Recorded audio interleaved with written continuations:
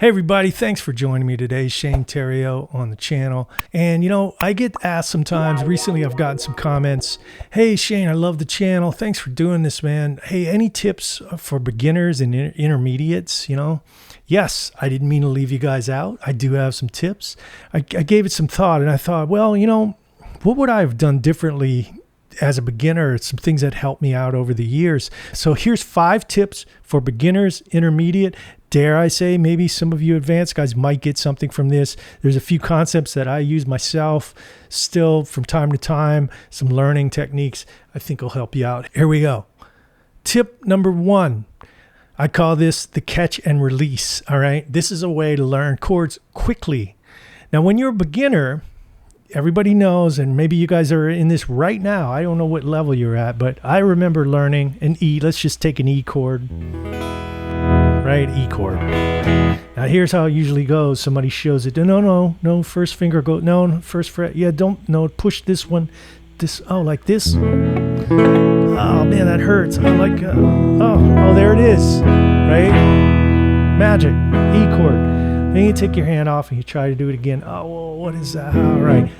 Try this. Next time you learn a chord voicing, I want you to play the chord, finger it correctly, and then forget about your strumming hand. If you're right-handed, it's your right hand. Forget about it. Put it away. You don't need it right now. Just look at your left hand. All right? It's a little visualization technique. Study it. Now, what I want you to do is I want you to take the chord away, take your hands off the fretboard, try to replicate the chord, try to finger the chord as quickly as possible. A bunch of times in a row, right? Now, if you're a beginner and you just learn E, it's not going to look like that. It's going to be like this.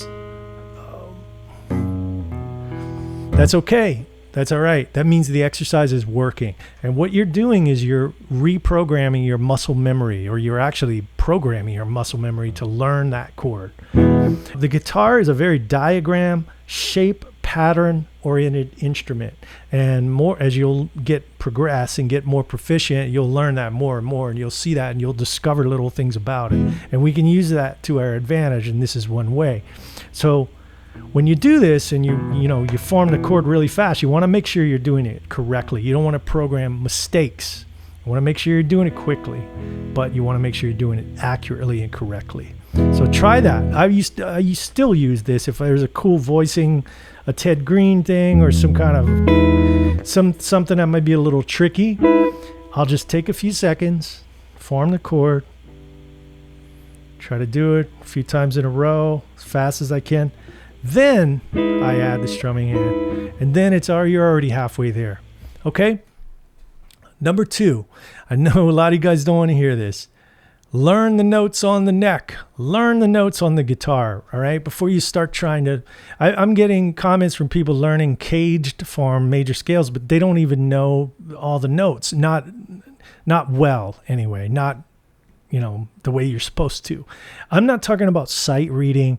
I'm not talking about being a studio guitar player, sight reading, all that stuff. I'm just talking about knowing where things are on the neck. Knowing that this is a G.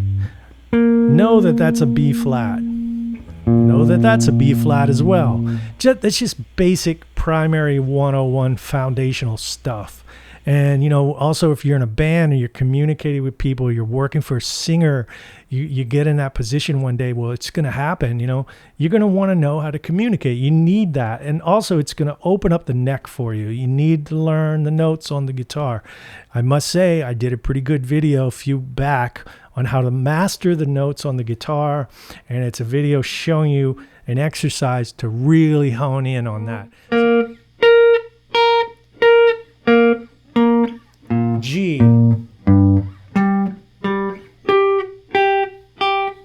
So add that to your schedule if you haven't already. That's a foundational thing you need to know as a beginner.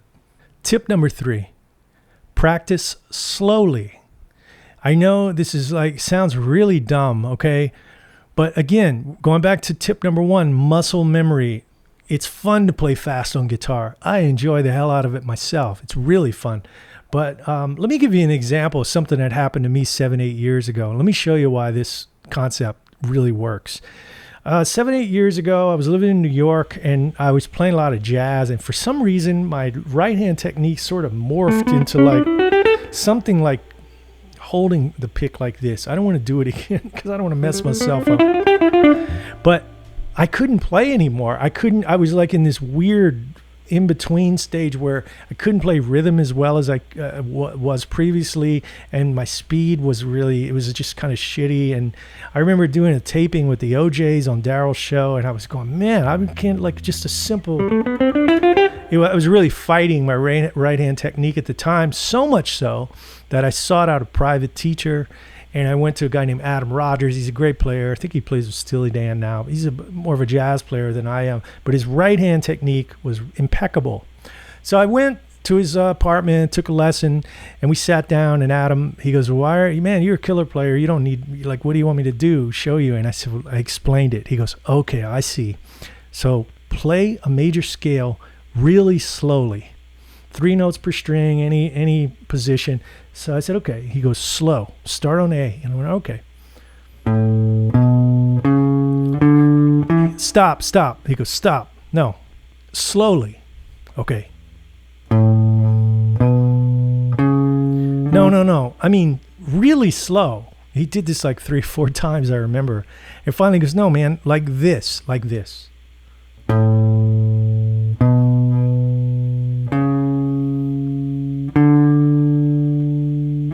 I was like, wow, you got to be joking. He's like, no, I want you to play it slowly. And if you make one flub, then you know you've went too fast, you know? And we're not talking about flubs because, of course, I've been playing this major scale positions for 35 years.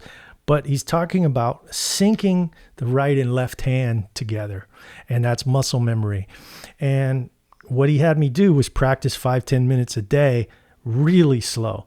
And he said, you know, I just did a gig with Michael Brecker, one of the greatest, probably the greatest saxophone player live at the time. And I heard him warming up next door, and the guy's got chops for days. And you know how he warms up? Like this. Long notes. And he goes, why shouldn't we do the same thing, Shane? I mean, why wouldn't that work for us? And I go, wow, that's a great, I would have never thought about that. That's a great concept. So it might sound dumb, but I'm telling you, I've used this and it works. And if you just, I'm not saying do it all day long, but 5-10 minutes a day, play slowly.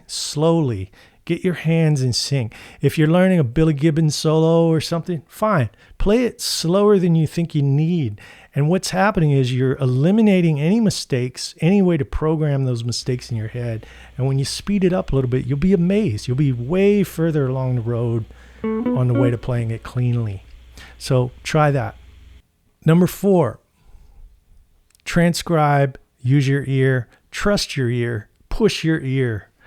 What do I mean by that? I mean, in this day and age of YouTube, which is wonderful, by the way, I'm not knocking it at all. It is a magical time. It's also easy to get bogged down in everything and just kind of cheat and take the Cliff Notes version of learning a song. Just go right to the mighty YouTube machine and learn how to play a solo. But back in the old days, you know, we learned things off of records. Records were even old for my days. I mean, you know, CDs, things like that, the radio, tapes, whatever. The beauty of that was you were training your ear.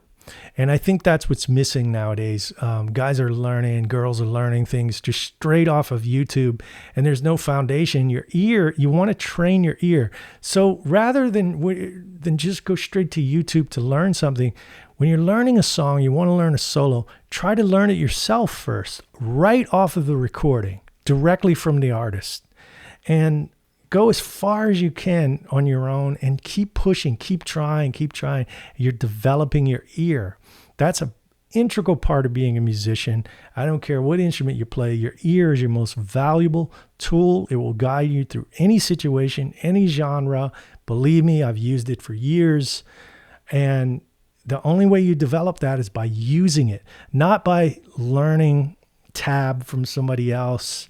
That's good to fill in holes, but you want to use your ear. So try and transcribe some solos, transcribe some songs, learn some things by ear. Number 5, get in the habit of immediately applying things you learn. What do I mean by that? Well, what I mean by that is let's take this for instance. Say you just learned this little G chord here. And you're like, wow, that's cool. I can slide that. And I saw this guy on TV like doing this thing. This Pinky, this old guitar player, R&B thing. That's a neat little move.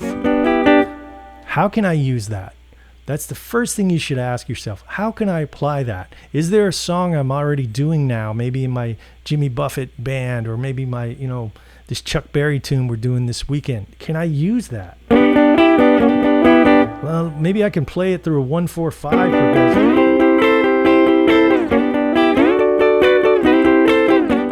Maybe I can write a song with that, Maybe I can put some delay on it and try it like in a different key, or like, try it in what would it sound like if I did it in a minor key,